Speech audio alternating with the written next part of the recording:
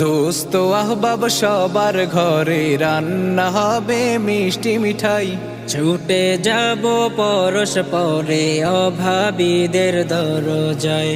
দোস্ত আহবাব সবার ঘরে রান্না হবে মিষ্টি মিঠাই, ছুটে যাব পরস্পরে অভাবীদের দরজায়। খুশি হয়ে আল্লাহ পাকে দিবেন যাজা এমন কাজে, খুশি হয়ে আল্লাহ পাকে দেবেন যাজা এমন কাজে। প্রতিদানে দেবেন তিনি জান্নাতের ইশাদ।